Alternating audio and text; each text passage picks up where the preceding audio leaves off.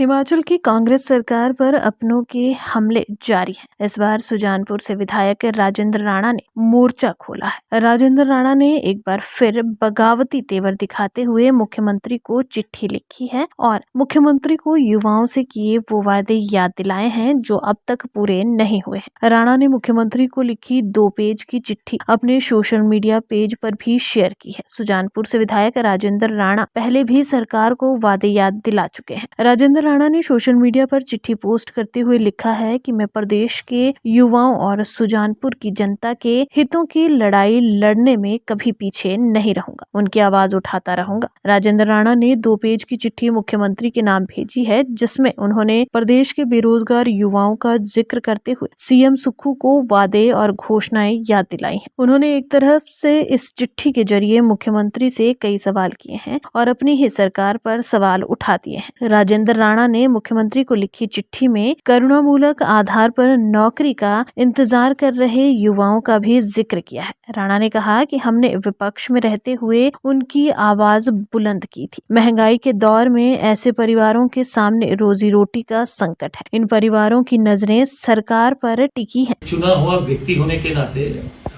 मैं समझता हूँ कि आज मैंने प्रदेश के माननीय मुख्यमंत्री को जो पत्र लिखा है उसमें मैंने ये कहा है कि पिछले जब हम लोग विपक्ष में थे उसमें प्रदेश के नौजवानों की हम लोग आवाज उठाते रहे जो बेरोजगार हैं।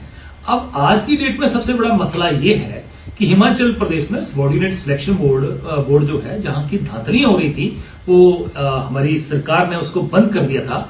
बहुत सारे प्रदेश में हजारों लाखों नौजवान ऐसे हैं जिन्होंने पेपर दे के रखे हैं और रिजल्ट का इंतजार कर रहे हैं। बार बार चुने हुए व्यक्तियों को मिल रहे हैं। मैं एक चुना हुआ व्यक्ति एक विधायक होने के नाते कई बार मुझे मिलते हैं, इसके अलावा मेरे साथी विधायकों को मिलते हैं। मैंने सिर्फ इतना निवेदन किया है कि 1 साल 2 महीने होने जा रहे हैं और हमने प्रदेश में जो घोषणा पत्र जारी किया था उसमें भी हमने कहा था कि 1 लाख नौजवानों को हम रोजगार देंगे सरकारी व प्राइवेट सेक्टर में।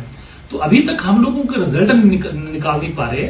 एक सबऑर्डिनेट सिलेक्शन बोर्ड में कुछ लोगों ने धांधली करी है, बेईमानी करी है, करप्शन करी है। उन लोगों को सलाखों के पीछे भेजा जाना चाहिए, परंतु उनकी जगह ईमानदार लोग लगाने चाहिए।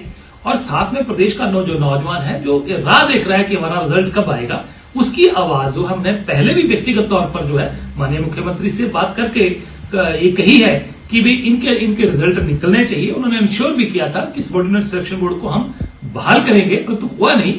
और कई बार बोलने के बावजूद भी आज प्रदेश के जो नौजवान हमें जगह जगह मिलते हैं, तो मैंने पत्र खुला इसलिए लिखा है ताकि उन लोगों को पता लगे कि हमने उनकी आवाज बुलंद की है। उसी तरीके से करुणामूलक आधार पर जो लोग 5000 के करीब हैं और वो सड़कों पर पिछली सरकार में भी बैठे रहे, विभिन्न विभागों में सैकड़ों नहीं हजारों पद खाली पड़े हैं, उनको भी कहीं ना कहीं एडजस्ट किया जाए, क्योंकि उनके कमाने वाले जो लोग थे वो चले गए, वो उन लोगों की आर्थिक संकट में है, तो उन लोगों को नौकरी मिलनी चाहिए। तीसरा मैंने कहा कि आपने सुजानपुर चुनाव क्षेत्र में 1 साल पहले जो घोषणाएं करी थी, जिसमें 2 घोषणाएं कैबिनेट में पास हुई हैं, बाकी की जो बची हैं उनको आप कृपया पूरी करें। और क्योंकि सुजानपुर की जनता का भी सरकार बनाने में बहुत महत्वपूर्ण योगदान रहा है, इसलिए लोगों की उनकी उम्मीदें हैं, तो मैंने मुख्यमंत्री को याद दिलाया। और चुने हुए व्यक्ति होने के नाते मैं लोगों की आवाज को बुलंद नहीं करूंगा तो कौन करेगा। इसलिए प्रदेश की जनता जो है उसकी आवाज को बुलंद करना, नौजवानों की आवाज को बुलंद करना, अपने चुनाव क्षेत्र की जनता की आवाज को बुलंद करना, मैं समझता हूं कि मेरा ये नौकरी भी है,